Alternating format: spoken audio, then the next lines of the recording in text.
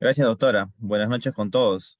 Para mí es un honor y un placer nuevamente encontrarnos el día de hoy para poder compartir algunos conocimientos, algunos temas, algunos alcances respecto a este tema de los principios del derecho penal. Agradezco una vez más la invitación al ex Academy por esta oportunidad, como también al Ilustre Colegio de Abogados de Huánuco. Bien, sin más, amigos, colegas, vamos a dar inicio a la presente exposición sobre algunos alcances generales sobre los principios del derecho penal. Para ello voy a compartir unas diapositivas que he preparado. Me confirman, por favor, si es que la pueden ver. A ver, ¿se puede Sí, acá, visualizar las sí, diapositivas? acá sí se visualiza. Bien, voy a ponerlas en pantalla completa. Bien, como decíamos, el tema del día de hoy son los principios del derecho penal. Bien, y para ello previamente debemos tener conocimiento acerca de qué es lo que se entiende por principios, para posteriormente abordar el tema propiamente de principios en el derecho penal y luego ya desmenuzar cuáles son estos principios que se abocan al derecho penal. Bien, por principio, colegas, debemos entender que son directrices jurídico-normativas. Bien, son lineamientos con contenido axiológico, es decir, están inmiscuidos con valores, con nociones axiológicas y que cumplen determinadas funciones. Como vamos a ver más adelante, los principios, especialmente en materia penal, cumplen determinadas funciones específicas, ¿ya? Como por ejemplo, en un ámbito general o en un aspecto general, los principios tienen como función limitar la función legislativa, porque cuando se crean leyes, colegas, tienen que tenerse en cuenta necesariamente los principios, y no solamente los principios del derecho penal, sino para crear, promulgar una ley, tiene que tenerse en cuenta, en consideración, todos los principios constitucionales, del derecho penal, si es que se va a crear o modificar algún tipo penal, entre otros. También otra de las funciones de los principios, ojo, estamos hablando en términos generales de todos los principios, también es informar la labor jurisdiccional y fiscal. Por supuesto, en la labor jurisdiccional y también la que realizan los fiscales, tienen que tener en cuenta los principios constitucionales, principios administrativos, principios en materia penal, obviamente, y también los principios o estos lineamientos tienen como función orientar la labor interpretativa. Los principios sirven de fundamento para la interpretación, colegas. En cualquier supuesto de hecho o en cualquier caso que se presente en materia penal, civil, entre otros, se tienen que tener en cuenta los principios para poder interpretar las normas. Bien. Según Robert Alexy, los principios son mandatos de optimización. ¿Y qué quiere decir eso?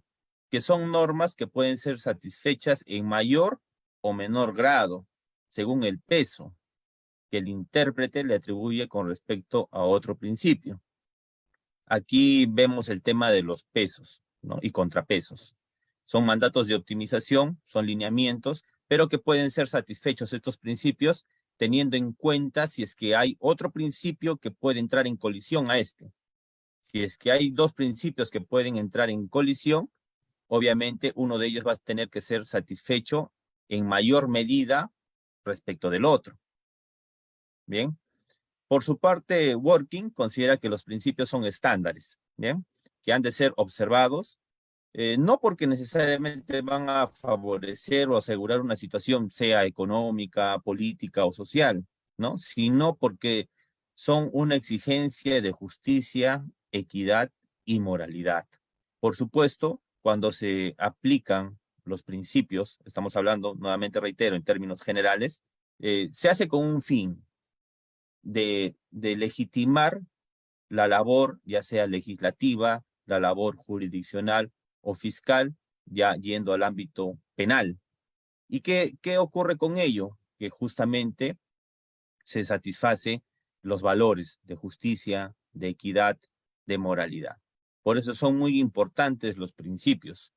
Los principios sirven de fundamento, de interpretación, reitero, tienen también como función limitar la función o la labor legislativa al momento de crear leyes y también de informar la labor jurisdiccional fiscal.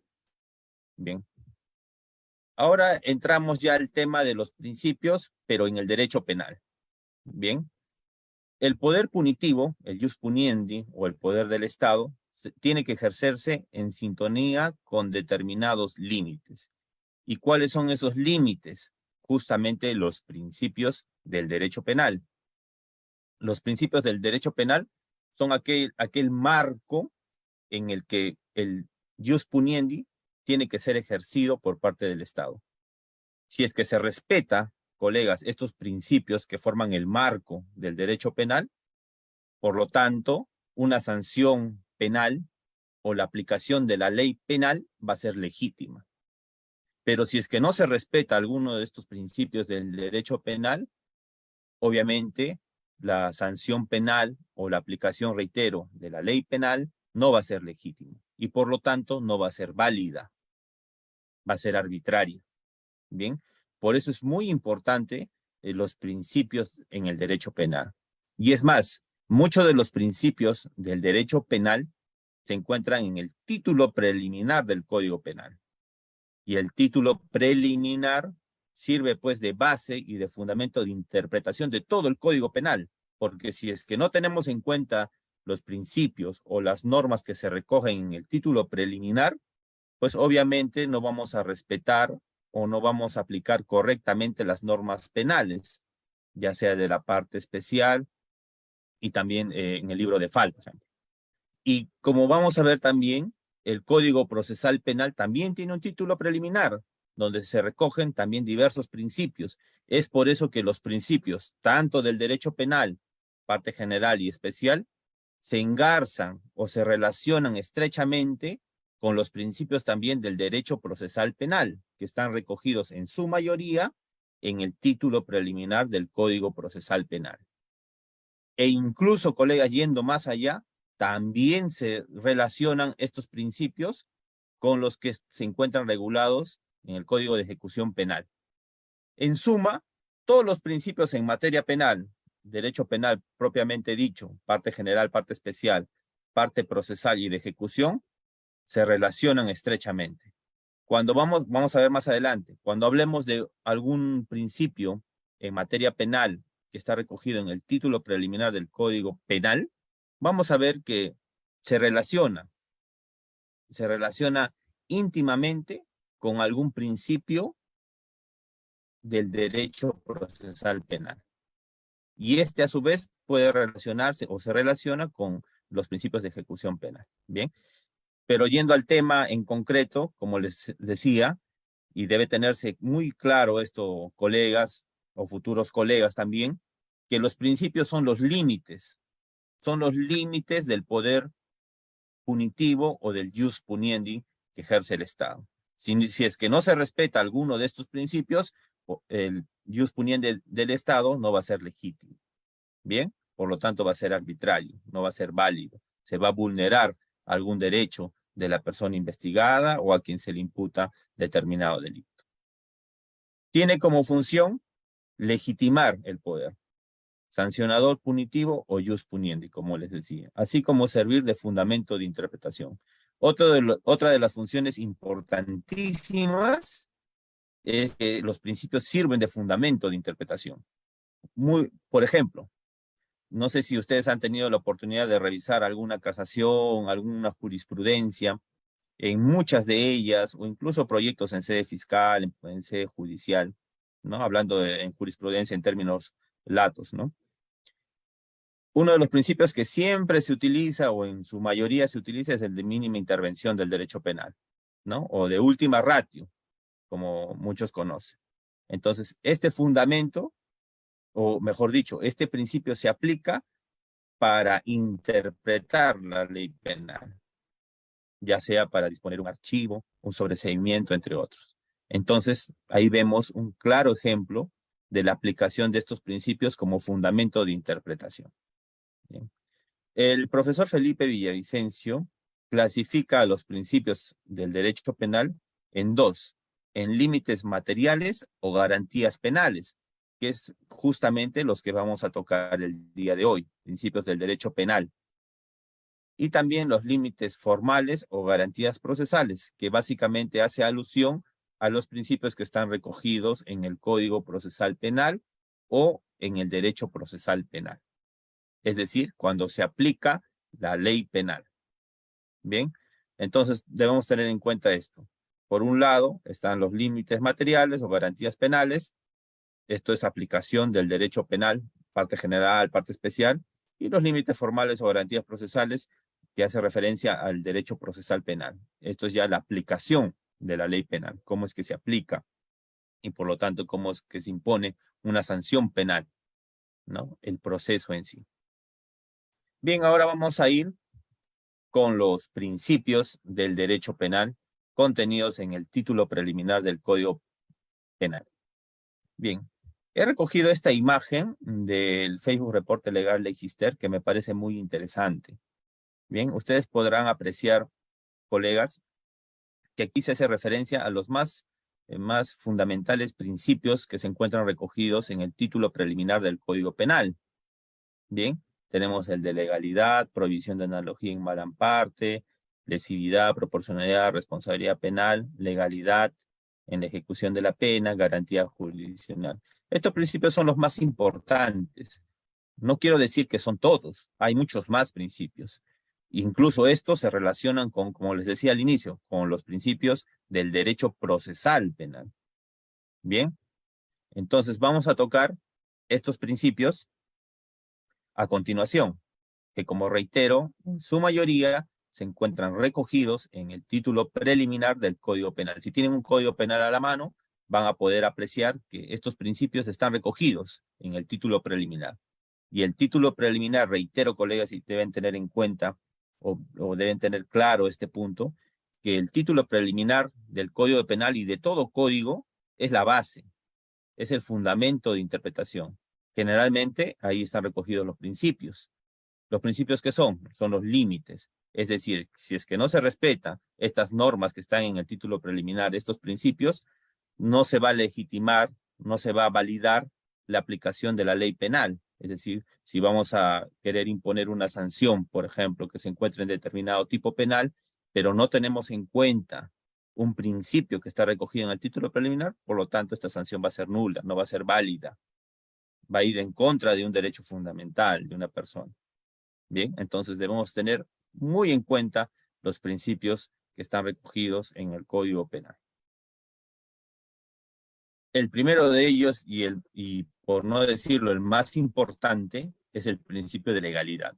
Seguramente la gran mayoría de ustedes ha escuchado muchas veces este principio de legalidad. Y aquí vamos a ver que este principio de legalidad en materia penal o en el Código Penal guarda relación también con el derecho procesal penal, porque también alguno de ustedes habrá escuchado el principio de legalidad, pero una palabrita más, legalidad procesal. Porque es cierto, el principio de legalidad se aplica en materia penal, esto es en parte general, parte especial, pero también hay el principio de legalidad procesal para aplicarlo justamente en el camino para la aplicación de la ley penal, esto es en el proceso en sí, en el derecho procesal penal. Por eso es que vamos viendo que guarda estrecha relación estos principios con otros principios del derecho procesal penal. Pero abocándonos en este principio de legalidad. El profesor Villavicencio nos dice que es una garantía de libertad personal, política y jurídica, que limita el poder penal estatal. Como todo principio, limita el jus puniendi del Estado, el poder de sancionar a una persona por un determinado delito. Y en palabras sencillas, ¿qué nos quiere decir este principio de legalidad? No hay delito ni pena sin una ley. No hay delito, ojo, y no solamente delito, sino también la sanción, es decir, la pena, si es que no existe una ley, pero una ley que haya sido promulgada o que esté debidamente escrita, como vamos a ver más adelante, una ley previa a la conducta que se está imputando o a la conducta que se quiere sancionar. Bien, y el artículo 2, numeral 24 de la Constitución Política del Estado, justamente hace referencia a este principio de legalidad en los siguientes términos. nadie será procesado ni condenado por acto u omisión que al tiempo de cometerse no esté previamente calificado en la ley, de manera expresa e inequívoca como infracción punible, ni sancionado con pena no prevista en la ley. De este párrafo podemos extraer varios aspectos.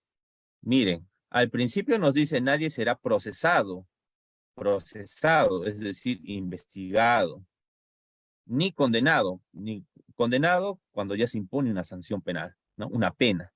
Entonces, nadie puede ser investigado, interpretando, ¿no? Esta frase, este párrafo, ni condenado, ni que se le pueda imponer una sanción penal, ¿no? Por acto u omisión que al tiempo de cometerse no esté previamente, y eso es muy importante, esta palabra, previamente, calificado en la ley. Es decir, que la ley que se desea aplicar a determinada conducta en contra de determinada persona tiene que estar calificada, tiene que estar regulada previamente en una ley, ¿bien? De manera expresa e inequívoca. No puede ocurrir o interpretarse de manera equivocada algún tipo de ley penal. Tiene que estar regulado de manera expresa, de manera clara, ¿bien? Como infracción punible, ojo, como delito, ni sancionado con pena no prevista en la ley. Claro, y no solamente el tipo penal o el delito tiene que estar regulado previamente en la ley, también su sanción. Bien, porque puede estar regulado el tipo penal, pero si no hay una sanción y luego se quiere imponer una sanción, no va a ser válida, no va a ser legítima. La sanción también tiene que estar regulada previamente en la ley. Bien. Y el principio de legalidad hace referencia también a estos aspectos. Lex certa tiene que haber una precisión en la redacción del tipo penal o de la ley penal que se desea aplicar. Debe ser previa, una vez más, repetimos que debe ser antes de aplicar determinada ley, ya debe estar regulada la misma para poder aplicar, valga la redundancia, determinada conducta. Y aquí este término de previa también hace referencia a la prohibición de retroactividad en mala parte, porque también conocemos, y muchos han escuchado seguramente o han estudiado, que también existe la retroactividad, pero benigna, ¿no? Cuando favorezca al procesado, al reo. ¿Bien? Escripta, lex scripta, que tiene que ser escrita la ley, tiene que estar regulada, debe haber sido promulgada antes de, ¿bien? Y escrita, la prohibición de analogía, ¿no? No está permitido que se aplique analogías para poder imponer una sanción penal, ni mucho menos para imputar un delito. El principio de mínima intervención del derecho penal es otro de los principios también que se encuentra regulado y que es importantísimo en materia penal, también denominado el principio de necesidad. ¿Y a qué nos hace referencia este principio de mínima intervención? Que el Estado solamente debe emplear el derecho penal cuando éste sea estrictamente necesario para la convivencia social. ¿Ven? Solamente puede ejercer su ius puniendi el Estado cuando sea necesario, porque a todos los actos que se presenten en la vida cotidiana, no necesariamente el Estado va a imponer una sanción o va a aplicar una pena, o a la persona que cometa determinado acto le va a sancionar con un delito, o se le va a sancionar con un delito. No, no necesariamente. Solo cuando sea necesario. Se justifica su intervención cuando sea útil y necesaria para la protección de bienes jurídicos. Cuando determinada conducta o determinado hecho menoscabe, viole, transgreda un bien jurídico, en ese momento se tiene que analizar si es útil o necesario la aplicación del derecho penal. Si es que se está violando, transgrediendo, vulnerando un bien jurídico protegido por el derecho penal, pues obviamente tendrá que ser válida la intervención del ius puniendi por parte del Estado. Bien. El derecho penal solo debe intervenir en supuestos de particular gravedad, es decir, solamente en hechos socialmente intolerables, bien, cuando revistan especial gravedad, donde el supuesto de hecho no puede ser resuelto por otro sistema de control social menos lesivo.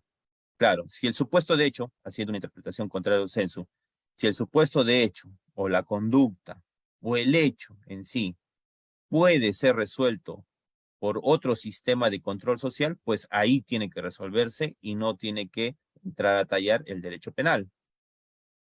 Por ejemplo, cuando se comete alguna infracción administrativa, pues como su propio término lo dice, tendrá que resolverse en vía administrativa.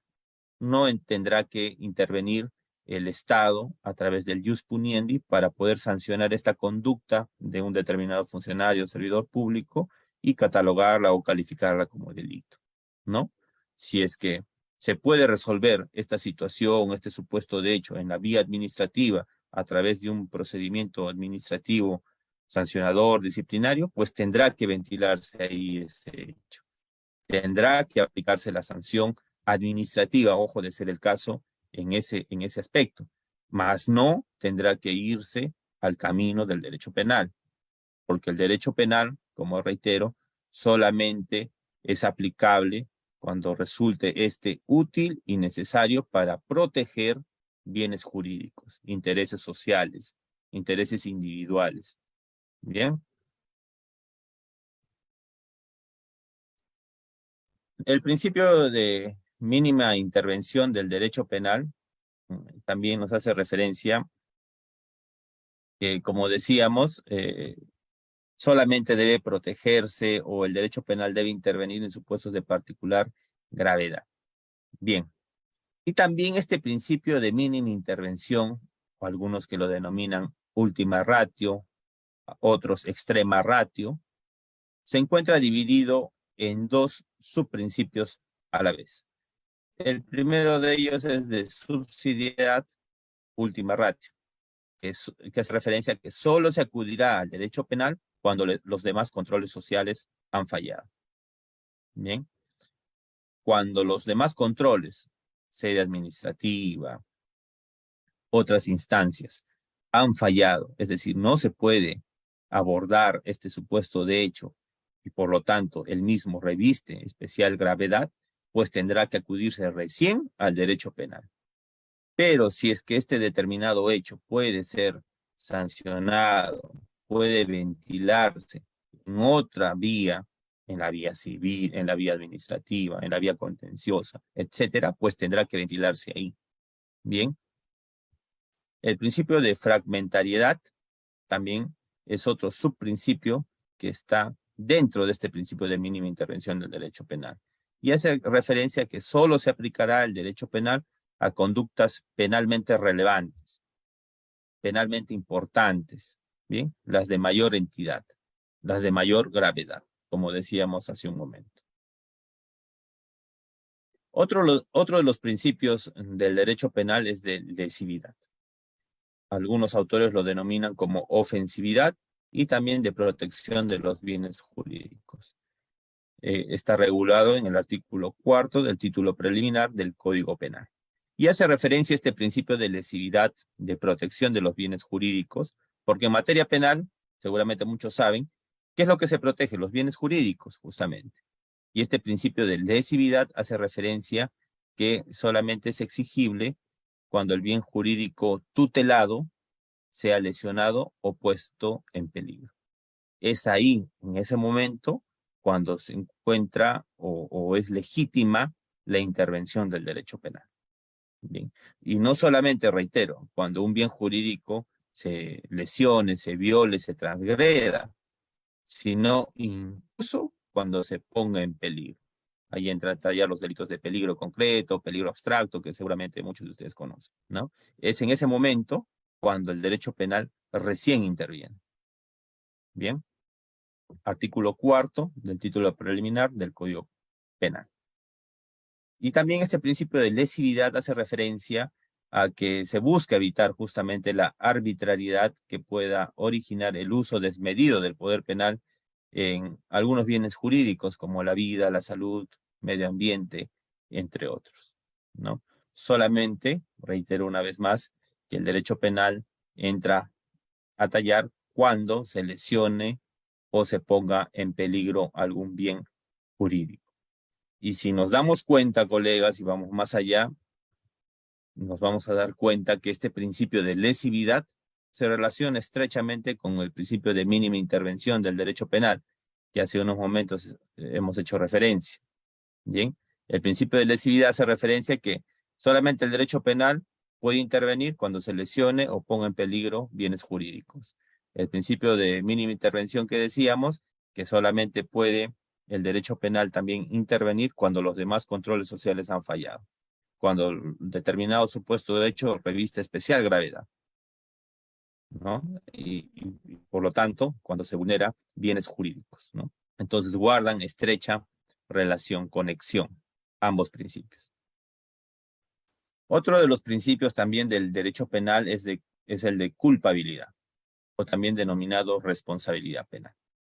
Permite que una persona solo sea responsable por los actos cometidos a título personal, ya sea mediante el dolo o culpa, ¿sí?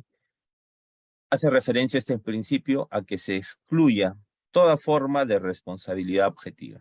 Ustedes podrán revisar el artículo 7º del título preliminar del Código Penal y se encuentra regulado ahí que se encuentra proscrita toda forma de responsabilidad objetiva. Cuando se hace referencia a ello es que se está haciendo referencia al principio de culpabilidad. Bien, responsabilidad objetiva o también responsabilidad por el resultado. Bien. Por el contrario, se tiene que el Código Penal, sistema penal, acoge la responsabilidad subjetiva. Es decir, solo se reprimen actos en los que ha mediado la voluntad para la obtención del resultado ilícito, ilegal, contrario al ordenamiento jurídico. En términos sencillos, colegas, ¿a qué se hace referencia cuando se dice que se excluye toda forma de responsabilidad objetiva o responsabilidad por el resultado? Es decir, que a una persona no se le puede imputar un determinado delito por el solo hecho, por ejemplo, de haber estado en determinado lugar en determinado momento.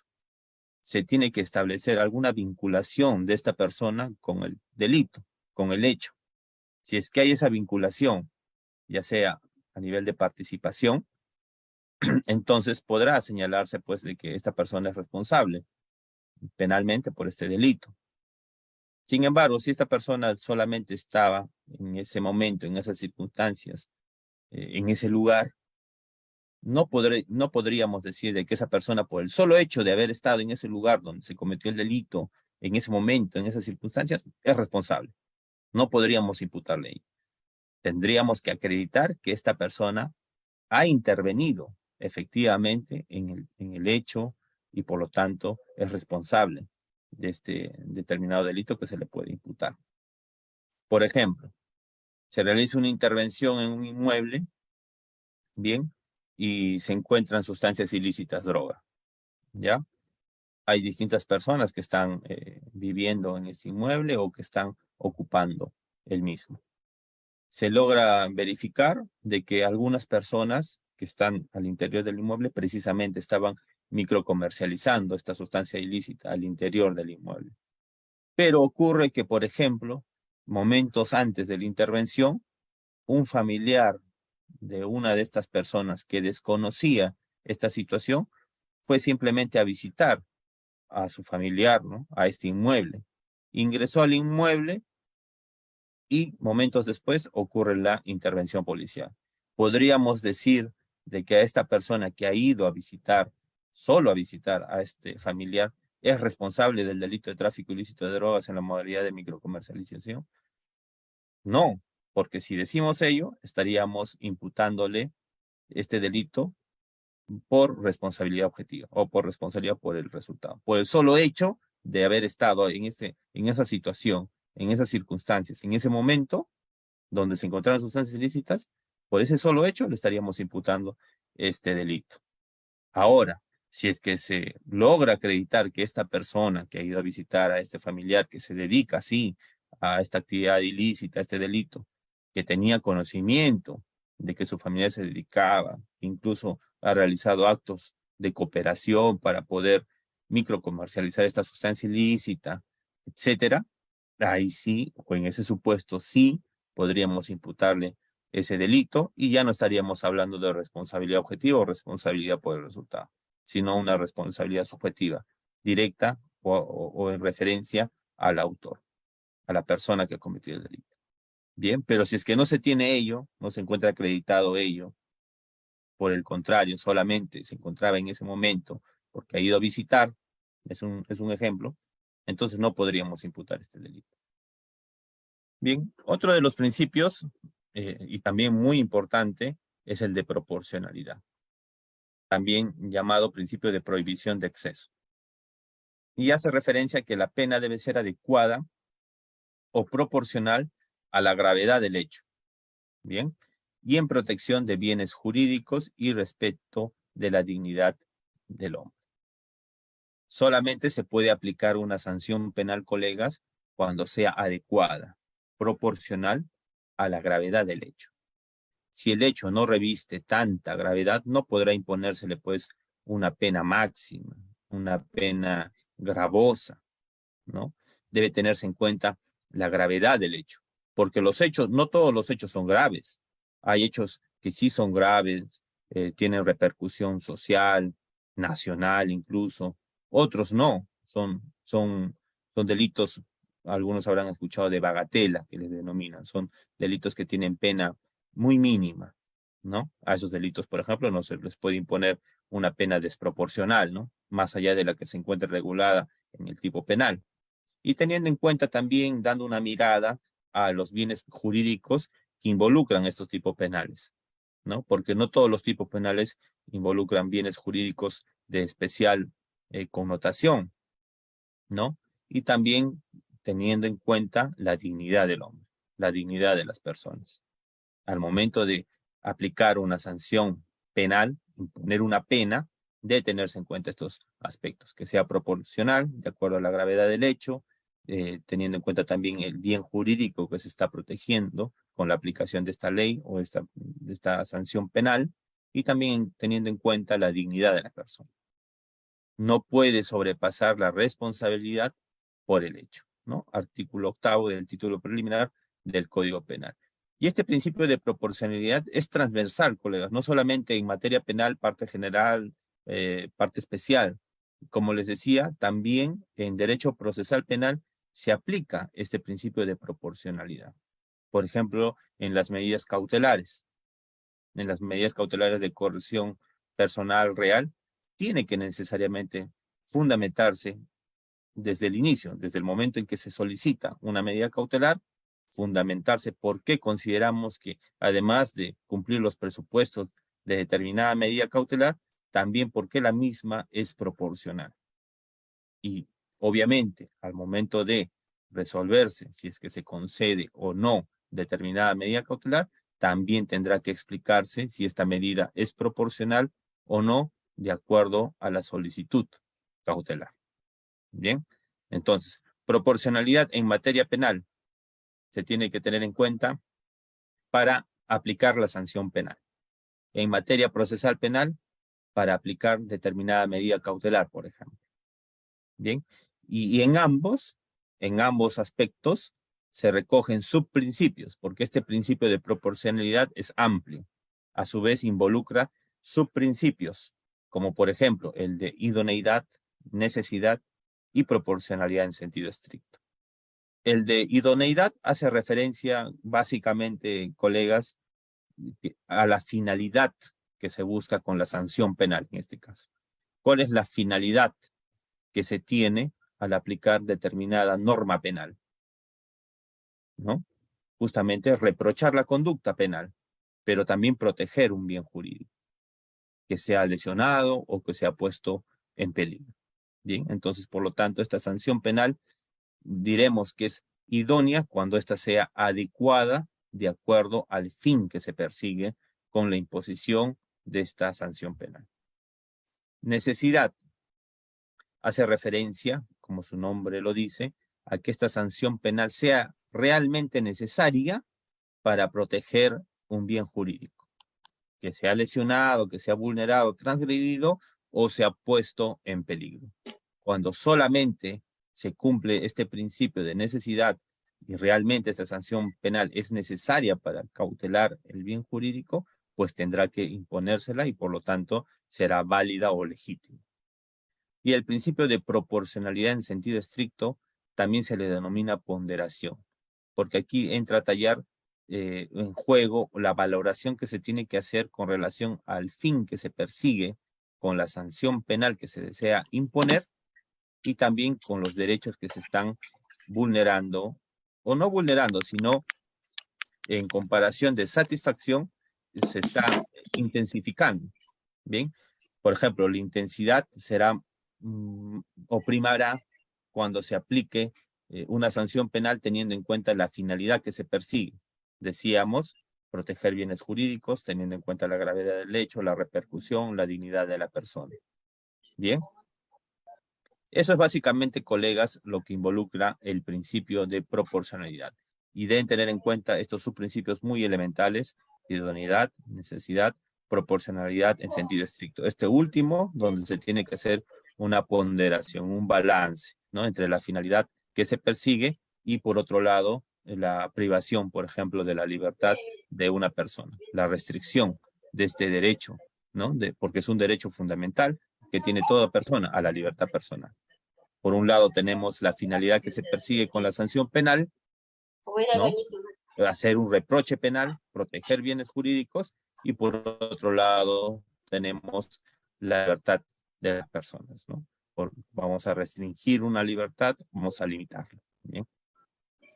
Y básicamente, doctores, son estos principios importantísimos los que se encuentran recogidos en el título preliminar del Código Penal. Como les dije, hay más principios que no necesariamente se encuentran recogidos en el título preliminar, que se encuentran recogidos en la doctrina, en la literatura, y que estos también guardan estrecha relación con otros principios que a su vez se encuentran recogidos en los títulos preliminares de distintos códigos, en especial en materia penal hablando, en el Código Procesal Penal. Gracias, doctores. Un gusto habernos reunido el día de hoy y estoy presto a las consultas o dudas o inquietudes que tengan con relación al tema expuesto el día de hoy. Gracias. Muchas gracias, doctor Emil. Tenemos la participación, o bueno, le mandó la mano el doctor Alex Portilla. Adelante, doctor, puede activar su audio. ¿Qué tal? Muy buenas noches al doctor Emil y muchas gracias por la exposición. Es la siguiente pregunta, doctor Emil. En el supuesto caso de que en la justicia ordinaria penal no se haya respetado el cumplimiento o la estricta mirada de un principio, sea penal o procesal penal, el justiciable tiene el derecho podría recurrir en todo caso a sede constitucional para hacer valer la aplicación de ese principio. Esa sería mi pregunta, doctor. Muchas gracias. Gracias, doctor. Gracias por la pregunta. Quiero partir o quiero iniciar mi respuesta haciendo referencia a lo que decíamos al inicio, ¿no? Los principios del derecho penal guardan estrecha relación con los principios del derecho procesal penal. Bien, en los principios del derecho procesal penal básicamente hacen referencia a cómo se lleva el proceso penal en sí, si es que se respeta estos principios o no. Decíamos que los principios son los límites, son el marco, el contexto en sí. Si es que no se respeta, como decía muy bien el doctor en su pregunta, el justiciable tiene derecho de poder recurrir a la vía constitucional y de qué manera de ser el caso. Bien, yo considero que en primer lugar el justiciable tendría que recurrir a la misma vía penal, al mismo proceso penal que se le está siguiendo de ser el caso, ¿no? Por ejemplo, a través de una acción de tutela de derechos. ¿Por qué? Porque en su mayoría los principios, colegas, son garantías procesales, como señala el profesor Villavicencio. Y las garantías procesales o de carácter penal involucran derechos fundamentales. Por lo tanto, si es que no se ha cumplido un determinado principio, se estaría vulnerando un derecho fundamental de una persona. Y por lo tanto, el justiciable queda habilitado para poder interponer una acción como por ejemplo la tutela de derechos, de ser el caso, dependiendo el carácter o la vulneración de determinado principio que considere el pertinente. Puede interponerse también alguna excepción de ser el caso, ¿no? Pero considero que ya en materia penal, en el proceso penal, puede ser una salida el planteamiento de una acción de tutela de derechos, sin perjuicio de también poder recurrir obviamente a la vía constitucional, porque los principios son muy importantes y los principios en materia penal también a su vez guardan relación con los principios en materia constitucional.